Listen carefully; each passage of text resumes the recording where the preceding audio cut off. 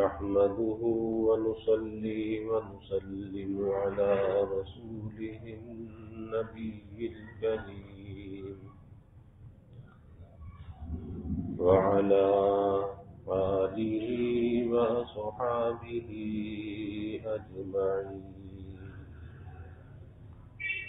اللهم صل على سيدنا ومولانا محمد وعلى آل سيدنا ومولانا محمد وبارك وسلم صلاة وسلاما كثيرا كثيرا. توفیق الہی اپنے مرشد پاک کی برکت سے عشاء کی اس نشست میں فضائل ایمان کا درس چل رہا ہے. اللہ تعالیٰ اس درس کی برکت سے ہمارے ایمان کی حفاظت فرمائے اور موت تک قبر تک اللہ ہمارے ایمان کو سلامت رکھے. ایمان کی حفاظت کے ذرائع پر بات چل رہی ہے. حفاظت ایمان کے ذرائع میں سے بہت اہم ذریعہ مسنون دعاؤں کا اہتمام کرنا ہے. وہ دعائیں جو اللہ کے حبیب صلی اللہ علیہ وسلم نے اللہ کی بارگاہ میں مانگی اور ان دعاؤں کے ذریعے سے ہمیں مانگنا سکھایا، مانگنے کا ڈھنگ بدلایا اور اس کا انداز اور ان کے الفاظ ہمیں عطا فرمائے. کس انداز میں، کن الفاظ کے ساتھ، کس لجاجت اور تذلل کے ساتھ اللہ سے مانگنا چاہیے. اور ایک ایک دعا آپ صلی اللہ علیہ وسلم کی بہت عجیب ہے. یہ دعا جس پر بات چل رہی تھی، اس میں اللہ کے حبیب صلی اللہ علیہ وسلم نے 3 چیزوں کا سوال کیا. اللہم اجعل خیر عمری آخرہ وخیر عملی خواتیمہ وخیر ایامی یوم القاک فیہ. اے اللہ میرے عمر کا آخری حصہ بہترین بنا دیجیے. میرے عمر کا، میری زندگی کا آخری حصہ بہترین بنا دیجیے اور میرے آخری اعمال کو بہترین اعمال بنا دیجیے اور وہ دن سب سے بہترین دن بنا دیجیے جس دن میں آپ سے میں ملاقات کروں، آپ کے پاس میرا آنا ہو، میری ملاقات کا دن ہو، وہ دن میرے تمام دنوں میں سب سے بہترین دن ہو. تو اس پر یہ بات چل رہی تھی کہ یہاں پر 3 چیزوں کا سوال کیا کہ پہلا، عمر کا آخری حصہ یہ سب سے بہترین بنا دیجیے. تو ہم میں سے کسی کو معلوم نہیں ہے کہ ہماری عمر کا آخری حصہ کون سا ہے. اس لیے جس عمر کے حصے سے ہم گزر رہے ہیں بس عمر کے اسی حصے کو آخری حصہ سمجھنا چاہیے اور آخری حصہ سمجھ کر اسے بہترین بنانے کی کوشش کرنی چاہیے. اب وہ جو بہترین بنتا ہے وہ کس ذریعے سے بنتا ہے؟ اس حصے کو، عمر کے حصے کو، کہ جو حصہ رواں ہے. اور زندگی کیا ہے؟ زندگی کی جو مثال ہے وہ ایک آب رواں کی طرح ہے، جیسے بہتا ہوا پانی یا کوئی پانی کا بلبلہ ہے، بس ایسے اٹھا اور ختم ہو گئی، یعنی اس کی کوئی حقیقت نہیں ہے. تو یہ زندگی کا آخری حصہ ہے نا، اسے بہترین بنانا ہے. کسی آنے والے وقت کا انتظار نہیں کرنا، وہ دھوکہ ہے. پتہ نہیں مہلت ہے یا نہیں ہے. اگر اس آنے والے وقت کے انتظار میں رہے اور اس کو بھی ضائع کر دیا اور آنے والی وقت کو ہم نے نہ پایا تو پھر تو اس دھوکے اور خسارے کے ساتھ چلے جائیں گے. تو اس لیے جو حاصل اور موجود ہے اس کی قدر کرنی چاہیے. اور قدردانی کیا ہے کہ اپنی زندگی کے اوقات اور لمحات کو اللہ کی رضا کے ساتھ گزارنا چاہیے، اللہ کی مرضیات کے تابع گزارنا چاہیے. اب یہاں پر ایک بات یہ سمجھنی چاہیے کہ جب یہ کہتے ہیں کہ بھئی زندگی اللہ کی مرضی کے مطابق گزارو، اللہ کی رضا کے ساتھ گزارو، اللہ کو ناراض نہ کرو، تو پھر ذہن میں یہ تصور آتا ہے، خیال آتا ہے کہ شاید پھر ہمیں سب کچھ چھوڑ چھاڑ کے مسجد میں بیٹھنا پڑے گا، شاید کاروبار کو بند کرنا پڑے گا، بیوی بچوں کو چھوڑنا پڑے گا، اور صرف اللہ اللہ کرنے کے لیے ہاتھ میں تسبیح رہنی پڑے گی؟ نہیں، ایسا نہیں ہے۔ بلکہ جو آدمی جس جگہ پر بھی ہے اور اس کی جو بھی مصروفیت ہے، مشغولی ہے، وہ اپنے دنیا کے تمام کاموں کو انجام دیتے ہوئے اللہ کو راضی کر سکتا ہے اور اپنی زندگی کے حصے کو بہترین حصہ بنا سکتا ہے، ہر جگہ پر رہتے ہوئے بنا سکتا ہے۔ اس کے لیے کہ مسجد میں بیٹھنا شرط نہیں ہے۔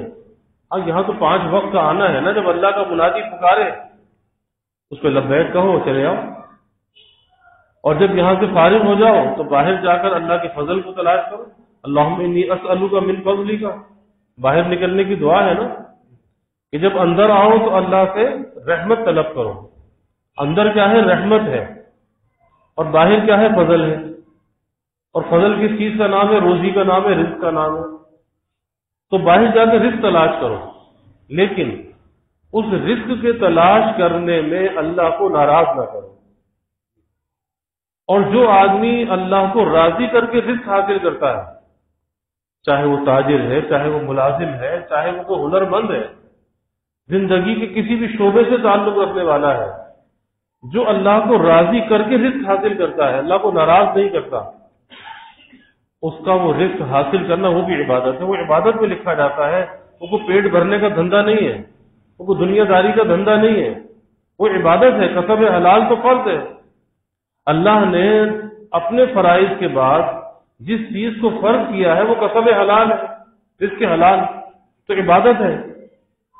اور جو قرب اور ثواب انسان مسجد میں آ کر نماز پڑھ کے حاصل کرتا ہے، ارے بھائی وہی قرب جو ہے وہ دکان پر بھی تو حاصل کر سکتا ہے نا۔ بس اتنی سی بات ہے کہ ایک فکر پیدا کر لے، اور فکر جب پیدا ہوئی کہ اللہ پر بھروسہ کر، اللہ پر یقین ہو، بھروسہ ہو کہ میرے مقدر کا جو رزق ہے وہ کوئی لے نہیں سکتا، اور جو میرے مقدر کا رزق ہے اس سے زیادہ مجھے مل نہیں سکتا، تو پھر اللہ کو ناراض کیوں کروں؟ اور اللہ کا تو وعدہ ہے نا، وَمَا مِن دَابَّةٍ فِي الْأَرْضِ إِلَّا عَلَى اللَّهِ رِزْقُهَا، کہ اس کائنات میں زمین پر جو بھی جاندار ہے، انسان ہے، کوئی پرندے ہیں، چرندے ہیں، کیڑے مکوڑے ہیں، جو بھی اللہ کی مخلوق ہے، اللہ نے اس کے رزق کا ذمہ لیا ہے، اس کے رزق کا ذمہ لیا ہے۔ تو جب اللہ اس رزق کا ذمہ لے رہا ہے تو ہمیں تو بے فکر ہو جانا چاہیے نا۔ ہمیں یہ نہیں سوچنا چاہیے کہ اگر میں نے جھوٹ نہ بولا تو میرا کام کیسے چلے گا، یہ نہیں سوچنا چاہیے کہ اگر میں نے ملاوٹ نہ کی تو میرا کام کیسے چلے گا، میں نے کم نہ تولا، کم نہ ناپا تو پھر نفع کیسے حاصل کروں گا، اپنی چیز کے عیب کو چھپایا اور چھپا کر کسی کو دے دیا، نہیں، اللہ پر بھروسہ ہونا چاہیے، اللہ پر یقین ہونا چاہیے۔ تو اللہ کا یقین جو ہے نا، یہ پہلے درجے کی چیز ہے، پہلے یقین بنانا چاہیے کہ اللہ نے جو مقدر میں لکھ دیا ہے وہ ملنے والا ہے، اور جو نہیں لکھا وہ نہیں ملنے والا۔ تو میں اللہ کو ناراض کیوں کروں؟ اللہ کو ناراض کر کے میں کیوں رزق حاصل کروں؟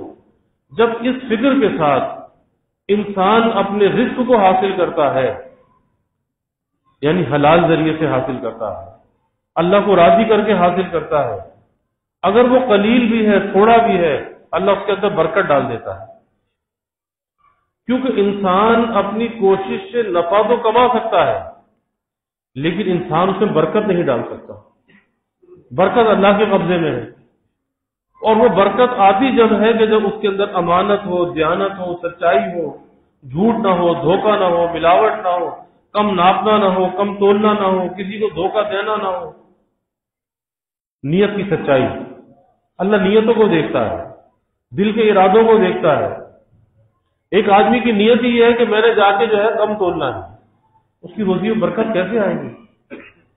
چاہے وہ کتنا ہی بڑا کاروبار کرنے والا کیوں نہ ہو، بالآخر اس کے کاروبار کا انجام بربادی ہوگا، وہ ترقی نہیں کر سکتا، وہ پھل پھول نہیں سکتا۔ کیوں؟ کہ ایک تو اللہ کے حکم کو پامال کر رہا ہے، اللہ نے منع کیا خیانت سے، یہ خیانت کر رہا ہے، اور دوسرا اللہ کی مخلوق کو دھوکہ دے رہا ہے، اور اللہ کی مخلوق کون ہے؟ اللہ کا کنبہ ہے۔ تو اللہ کے کنبے کو اگر کوئی ستائے تو بھلا وہ آسودہ ہو سکتا ہے؟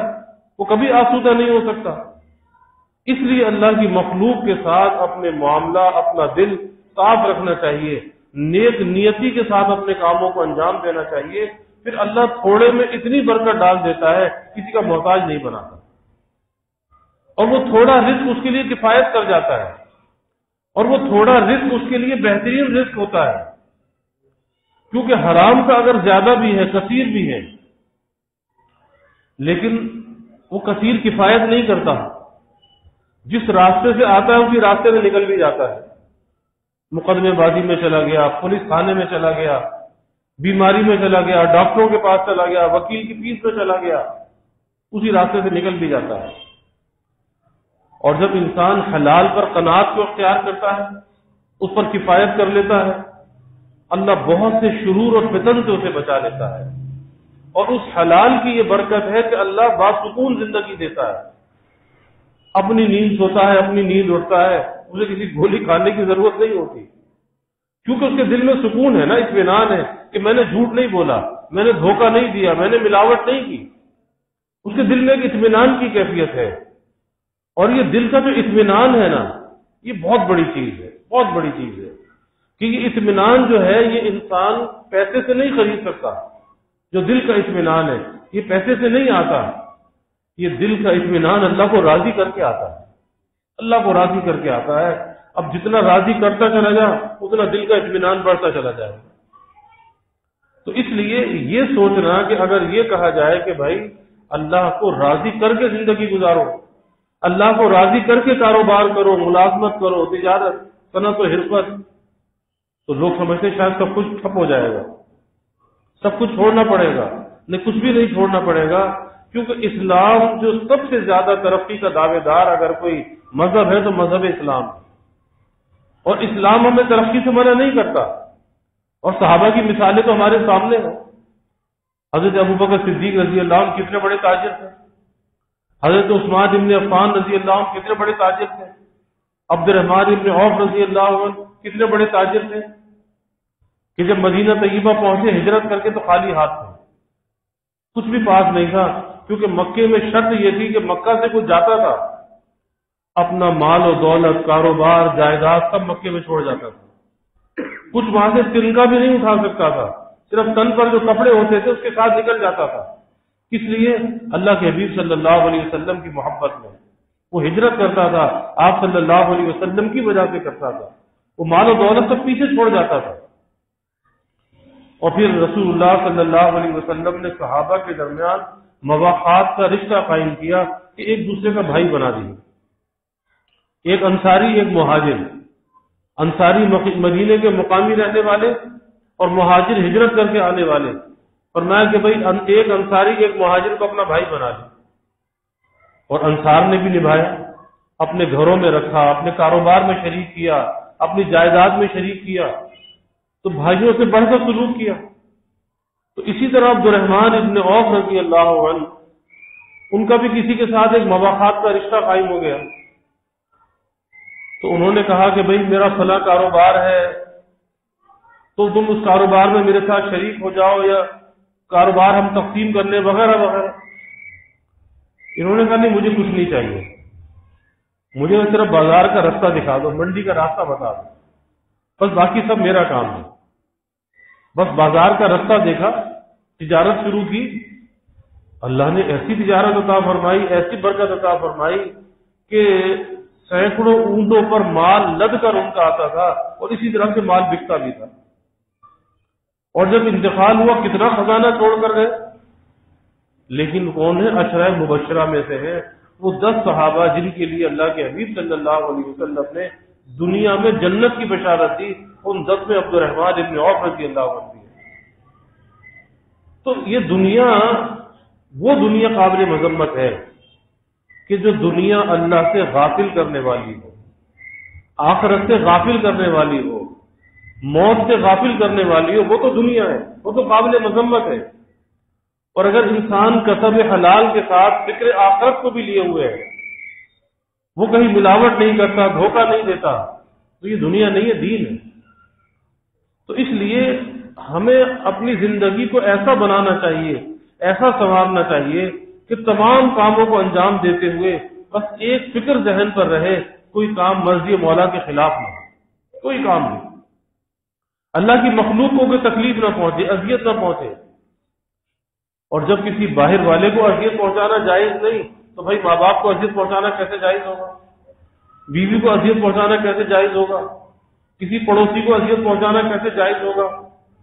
تو اللہ کی مخلوق کا خیال رکھیں تو زندگی کا ہر گزرتا ہوا جو حصہ ہے نا وہ بہترین بنتا چلا جائے گا، بہترین بنتا چلا جائے گا، اور جتنا آگے آنے والا ہے وہ پچھلے سے بہتر ہوگا. لیکن ہوگا فکر کے ساتھ، ہوگا عمل کے ساتھ، وہ خالی باتیں بنانے سے نہیں ہوگا. اور پھر جو آگے آنے والا جو بھی آخری حصہ ہوگا اللہ کو معلوم ہے، ہمیں تو معلوم نہیں ہے، لیکن اس محنت کا نتیجہ یہ ہوگا کہ وہ حصہ بہترین حصہ ہوگا، اور اللہ سے جب ملاقات کا وقت ہوگا تو بہت اچھی اللہ سے ملاقات نصیب ہوگی. دوسرے فرمایا کہ میرے آخری اعمال کو بہترین اعمال بنا دیجیے. اور یہ بھی بڑی آسان سی بات ہے کہ یہ سوچے کہ شاید میرا بڑھاپا آئے گا، 80-90 سال کی عمر میں پہنچوں گا، بس پھر تسبیح لے کے میں اللہ اللہ کرنے لگ جاؤں گا، پھر میں سب دنیا کو چھوڑ دوں گا. یہ دھوکہ ہے، یہ دھوکہ ہے. کس نے دیکھا ہے کون وہاں تک پہنچے گا؟ نہیں. ہاں، آج جو انسان کو عمل کی توفیق ملی ہوئی ہے، آج اس عمل کو بنا سنوار کر لے. آج اس کے اندر کوئی ریا، کوئی دکھلاوا، کوئی شہرت، ہر قسم کی خرابی سے اپنے عمل کو بچا لے. تو محنت تو آج سے کرنی ہے نا. شاید یہی عمل زندگی کا آخری عمل ہو. اور جب انسان محنت کرتا ہے تو کوئی زندگی کا ایک عمل ایسا قیمتی بن جاتا ہے کہ وہ ایک عمل انسان کی نجات کا ذریعہ بن جاتا ہے. یہی وجہ ہے بزرگوں نے فرمایا کہ بھائی کسی عمل کو معمولی مت سمجھو. چھوٹے سے چھوٹی نیکی، چھوٹے سے چھوٹے نیکی، اگر اس کا وقت ہے، اس کا موقع ہے، اس چھوٹی نیکی کو بھی کر گزرو. شاید یہی نیکی میری نجات کا ذریعہ بن جائے. اور مجدد تھانوی رحمۃ اللہ علیہ فرمایا کرتے تھے کہ بھائی کسی بھی نیکی کو ہلکا مت سمجھو، چھوٹا مت سمجھو. نیکی تو نیکی ہے نا. ارے بھائی ان کو پسند آ جائے وہی نجات کا ذریعہ بن جائے گی. فرماتے تھے کہ قیامت کے دن دیکھنا بڑے بڑے اعمال جن پر انسان ناز کرتا ہے، میں نے یہ کیا، میں نے وہ کیا، میں نے حج کیا، میں نے عمرہ کیا، میں نے صدقہ خیرات کیا، فلاں کیا. فرماتے دیکھنا بڑے بڑے اعمال ایک طرف رکھ کے رہ جائیں گے، اور ان کو پسند آ جائے تو ایک فاحشہ عورت کا کتے کے بچے کو پانی پلانا پسند آ جائے اور اس کی نجات کا ذریعہ بن جائے. حدیث میں واقعہ آتا ہے نا کہ ایک عورت فاحشہ عورت تھی اور وہ کہیں راستے سے گزری ہوئی جا رہی تھی. دیکھا کہ ایک جگہ کنویں کے پاس ایک کتے کا بچہ ہے اور پیاس سے وہ مٹی کو چاٹ رہا ہے لیکن پانی پلانے والا کوئی نہیں ہے. اب اس نے دیکھا کہ کنویں کے اندر نہ ڈول ہے نہ رسی ہے. اس نے کہا بھائی کتا ہے لیکن ہے تو اللہ کی مخلوق نا، تو اس کو پانی پلانا چاہیے. اس نے اپنے چمڑے کا موزہ پیر سے نکالا، اپنی اوڑھنی میں دوپٹے میں باندھا اور اسے کنویں کے اندر ڈال کے پانی نکالا اور اس کتے کے بچے کو پلا دیا. آپ نے فرمایا کہ اللہ کو اس کی یہ ادا پسند آ گئی، اسی بات پر اس کی بخشش ہو گئی، اسی پر اس کی نجات ہو گئی. تو کس چیز پر انسان ناز کر سکتا ہے؟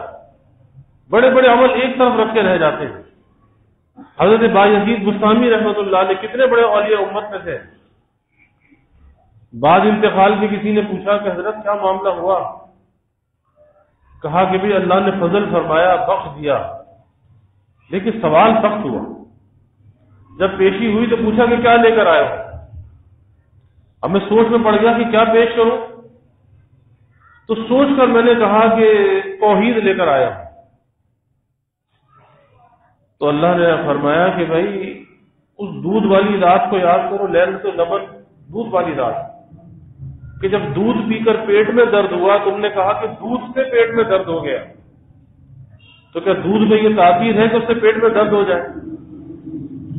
ارے بھائی اللہ کے حکم سے ہوا یا دودھ سے ہوا؟ یہ تمہاری توحید ہے. فرمایا اب تو میں پریشان ہو گیا کہ جس چیز پر بھروسہ تھا کہ یہ نجات کا ذریعہ بن جائے گی، توحید، میری توحید ہی اتنی بودھی نکلی. اب چپ خاموش. تو اللہ نے فرمایا کہ بس ایک عمل تمہارا ایسا ہے کہ اس کی بنا پر ہم تمہیں بخشے دیتے ہیں، معاف کیے دیتے ہیں۔ اور وہ عمل کیا تھا کہ سردی کی رات میں اٹھے، جیسے سردی میں آنکھ کھل جاتی ہے، دیکھا کہ سردی میں ایک بلی کا بچہ ٹٹر رہا ہے، تو ترس آیا کہ بھئی اللہ کی مخلوق ہے نا، سردی میں ٹٹر رہا ہے۔ اس بلی کے بچے کو اٹھا کر اپنے لحاف میں لے آئے، اسے حرارت پہنچائی۔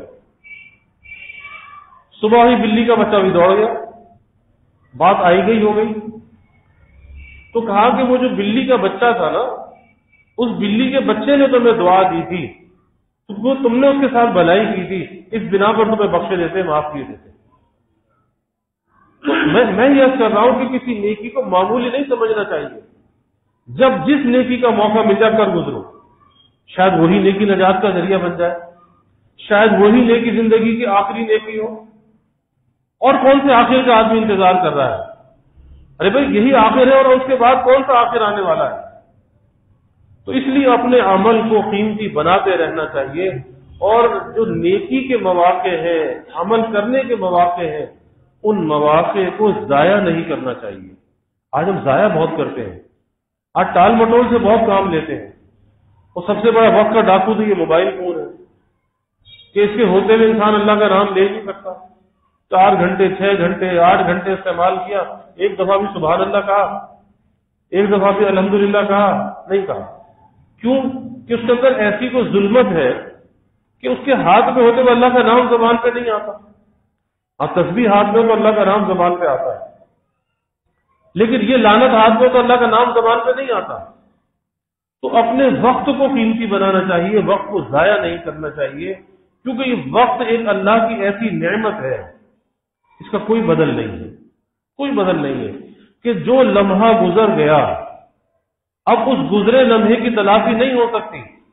اگر وہ لمحہ اللہ کی یاد میں گزرا تو قیمتی بن گیا، اور اگر معصیت میں گزرا تو خسارے میں چلا گیا، اور اگر بیکار گزرا جب بھی خسارے میں چلا گیا۔ کہ اس خسارے میں کیوں گیا؟ ارے اللہ کا ذکر کرتا، اللہ کا نام لیتا، کچھ تو کرتا۔ تو اپنی زندگی کے اوقات کو ضائع نہیں کرنا چاہیے، اور جب ان دونوں چیزوں پر انسان محنت کرتا ہے نا، تو پھر آخر اس کا اچھا ہی ہوتا ہے، آخر خراب نہیں ہوتا۔ کہ وہ دن جو اللہ سے ملاقات کا دن ہوتا ہے، اللہ سے ملاقات کا دن، وہ دن اس کی زندگی کا سب سے قیمتی دن ہوتا ہے، اور وہ زندگی کا نچوڑ اور خلاصہ ہوتا ہے۔ اور ساری زندگی کی بھاگ دوڑ جو ہے نا، اسی دن کے لیے ہے، وہ دن اچھا ہو جائے۔ جس کا وہ دن اچھا ہو گیا، بس اس کے لیے کامیابی کے راستے کھل گئے۔ کہ اس عالم کے اندر آنکھ بند ہو، اور اس عالم کے اندر جب آنکھ کھلے اللہ کی آغوش رحمت کے اندر ہو۔ لیکن کب ہوگی؟ جب ساری زندگی محنت کرے گا، کسی بڑھاپے کے انتظار میں نہیں ہوگا، کسی فرصت کے انتظار میں نہیں ہوگا۔ آج ہمیں یہ بھی دھوکہ لگا ہے، ہم فرصت کا انتظار کر رہے ہیں، ہاں جی فرصت ہو جائے نا پھر کچھ کریں گے، اچھا کاروبار اچھا ہو جائے تو کریں گے، اچھا مکان کو بڑا لے لیں پھر کریں گے، اچھا بچے جوان ہو گئے ان کی شادی کریں تو کچھ کریں گے۔ ان دنیا کے چکروں کے اندر ہم اپنی عمر کو گنوا دیتے ہیں، ہم نیکی کرنے کے مواقع گنوا دیتے ہیں۔ اچھا یہ کام، اچھا یہ کام، یہ کام۔ حدیث میں آتا ہے نا، آپ صلی اللہ علیہ وسلم نے فرمایا کہ بھائی حج کرنے میں جلدی کرو، اگر حج فرض ہو گیا ہے تو حج کرنے میں جلدی کرو، اور کسی کام کی وجہ سے حج کو مت ٹالو کہ جی فلاں کام ہو جائے تو حج کر لیں گے۔ فرمایا کہ لوگ حج کر کے واپس آ رہے ہوں گے، اس کا وہ کام نہیں ہوا ہوگا جس کام کی وجہ سے اس نے حج کو ٹال دیا تھا۔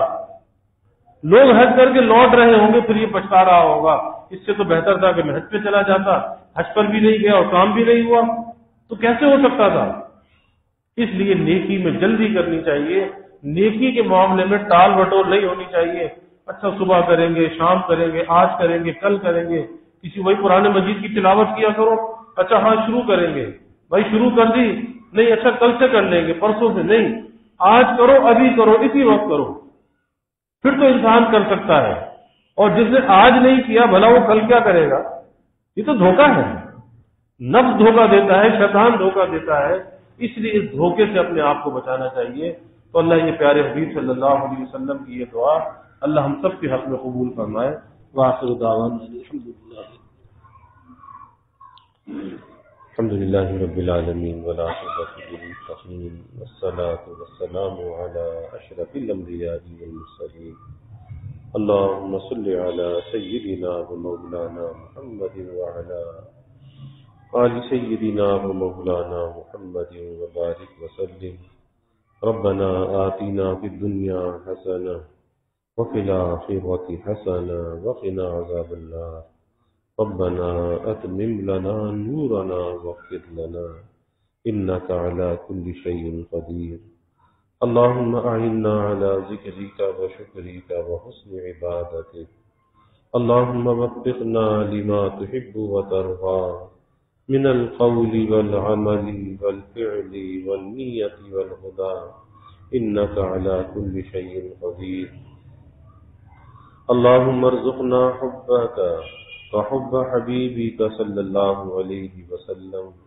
اللهم ارزقنا شهادة في سبيلك واجعل موتنا ببلد رسولك یا اللہ یا رحمان یا رحیم یا کریم یا ارحم الراحمین یا اکرم الاکرمین یا اللہ ہمارے گناہوں کو معاف فرما یا اللہ ہماری خطایا سے درگزر فرما یا اللہ اپنی محبت معرفت عطا فرما یا اللہ ہماری زندگی کے ہر حصے کو بہترین حصہ بنا دے اے اللہ ہمیں نہیں معلوم کون سا حصہ آخر حصہ ہے اے اللہ تو ہر حصے کو بہترین بنا دے اے اللہ بہترین کاموں کی توفیق عطا فرما ہر ایسے قول کی فعل کی عمل کی یا اللہ توفیق عطا فرما جو تیری رضا کا ذریعہ بن جائے اے اللہ جو جنت میں جانے کا ذریعہ بن جائے جو جہنم سے نجات کا ذریعہ بن جائے اے اللہ ہر ایسے قول سے فعل سے عمل سے